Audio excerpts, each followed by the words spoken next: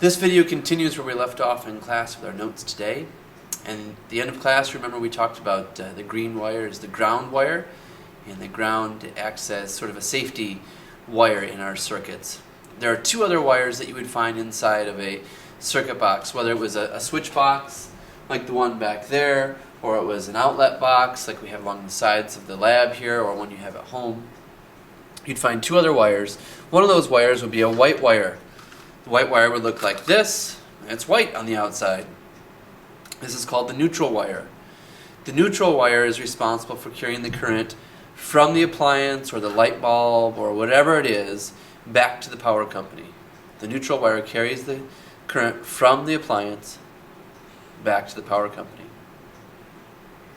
The other wire that you would find in there is called a hot wire.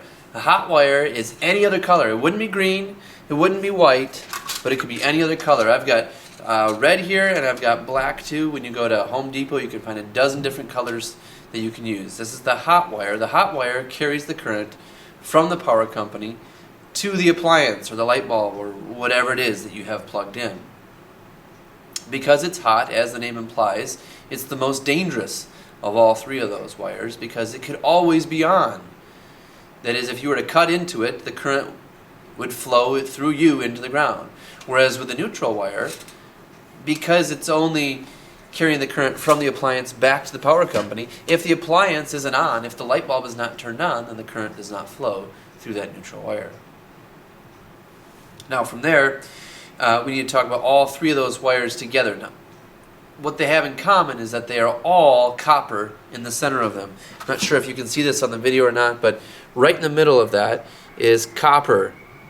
Around the outside is just the insulation, and it's different colors, but that's not for the electrons, right? Electrons cannot see color. They don't care if they're going through green or black or white. You could wire your house with all white wires if you wanted to, but it'd be really confusing, and it certainly would not be up to code. The reason we use colors is so we all agree on what each wire is doing. We all know that white wires are neutral wires. We all know that green wires are ground wires, and any other color is a hot wire. The other reason this comes into play is with hot wires. You might have in your house two switches in the same room. They control two different light bulbs or something like that. Well, an electrician who sees a pink wire at the switch knows that the pink wire at the light bulb, those two go together. Or the black wire goes with the black wire when it's at the switch, not the bulb. The wires just help electricians decide which wire goes with which. They can follow the wire when it gets to the appliance or the light bulb or whatever it is. Now in Cook County we use the piping called conduit. You'll remember that this piping here is conduit. That's what we use in Cook County. Other counties use a different type of wiring called Romex wiring. Romex wiring looks like this. You can see it's very flexible as opposed to conduit, which is not flexible at all. And inside this wire, this flat Romex wire, you find three different wires. You find a white wire, which of course is for the neutral, a black wire, which is the hot, and this other wire, which is bare copper. Of course, it's surrounded by this insulation. That bare copper is your ground wire. In Romex wiring, you have to have the ground wire throughout because there is no conduit to act as the ground. Remember, in Cook County, the conduit, yes, it protects the wires, it supports the wires in a little bit, but more than anything else, it acts as the grounding path. It is the ground wire, so to speak. For safety reasons, we choose to use that in Cook County as opposed to Romex wiring, which is much easier to work with and therefore much cheaper to wire a house in. Now, you can have different size wires in your house as well. I've got a whole bunch of different size wires here. I've even got this big wire, which is like the power line outside your house above the street. And then I've got these other kinds of wires that are different sizes for different reasons. Most of your house is wired with this type of wire. This is called 14 gauge wire. You can actually read that number right on the wire itself. 14 gauge wire can handle up to 15 amps. That runs just about everything you need to in your house. Alarm clocks, vacuum cleaners, space heater, all that stuff. So this is what we're going to use in class 2, 14 gauge wire. Now, a little bit bigger than that, we have 12 gauge wire. This is 12 gauge wire.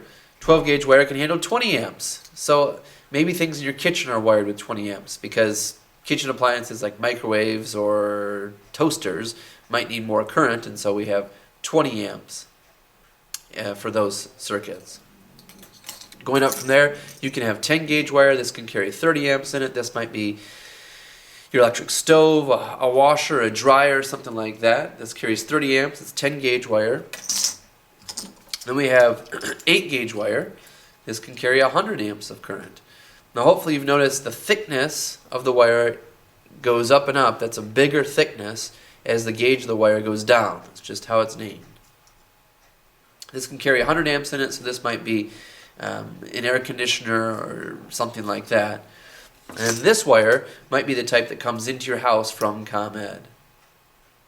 So this can carry up to 200 amps of current. Now, we need to talk about what we're going to do on Tuesday. So Tuesday, again, you're going to have to wire up a miniature house. It's going to look like this.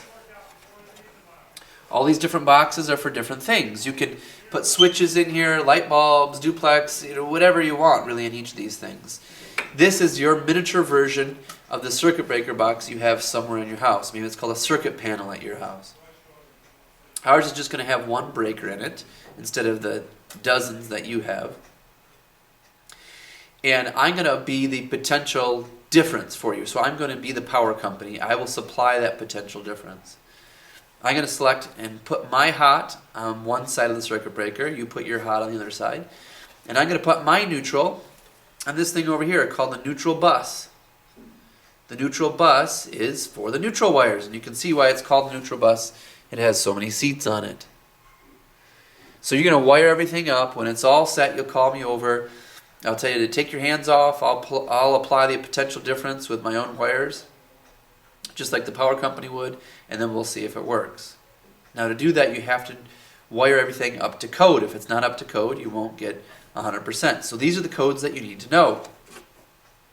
First of all, just like there are colors of wires, there are colors of screws. So on something like a duplex, you have silver screws and brass screws. Brass screws like these are for hot wires. Hot wires always go to brass screws. Neutral wires always go to silver screws. And ground wires always go to green screws. You need to know those codes. When you get your wires, it's going to look something like this. You're going to just cut it right off of the spool that we have. Now you need to strip the end off so there's bare copper showing. You don't want to strip too much. If you strip way down here, that's too much copper showing. That's not good. You could have wires crossing. You don't want to strip too little because then you want to make sure you have enough copper showing so that the electricity can actually run through that wire. So on the back of many of these different devices, there is a strip gauge, and it gives you a ballpark figure of how much to strip off. When you go to strip, you use the wire strippers. You put it in the right gauge slot, and it cuts the wire right off, or it cuts the insulation right off, so you have bare copper showing. The next thing you need to do is you need to make a loop on this. You can make a loop lots of different ways. Here's a loop here that I've made. This needs to be screwed on to whatever it is, the duplex or the switch or the light bulb. But you have to make sure you screw it on the right way. We want to make sure our loops are always in a clockwise manner, so it's going to be on like this. That makes it clockwise. We want this to be pointing clockwise. If it's not clockwise, then it's not up to code. The reason we want it clockwise is so that when we screw it on, it grabs onto this and it pulls it closer to the screw. If it's the other way, it'll actually push it away from the screw. And that's, of course, not safe. The one exception for that is inside the breaker box. In this breaker box, you do not have to loop your wires or make hooks on them. You just put a straight wire into here, the neutral bus, and a straight wire into your circuit breaker. It's the one place you don't have to have loops. Well, I've got this here. Another code is, of course, you have to have the wires, the hot and the neutral, going through the conduit. The conduit acts to protect it. Do not have your wires outside of the conduit. And then lastly, you want to make sure that you have slack in your wires. That is this. If I have a duplex up here and I'm an electrician or just a homeowner and I want to work on this, I unscrew everything. I want to be able to pull it out and see all those wires, work on them, and then push it back in. If there's no slack in the wires, I can't pull it out and I can't work on it. So we're going to leave between 6 and 8 inches of slack in the wires as you pull everything out. Those are the codes that you need to know for your lab. Of course, you need to figure out how you're going to wire it up using the physics that you know, and we'll do that all in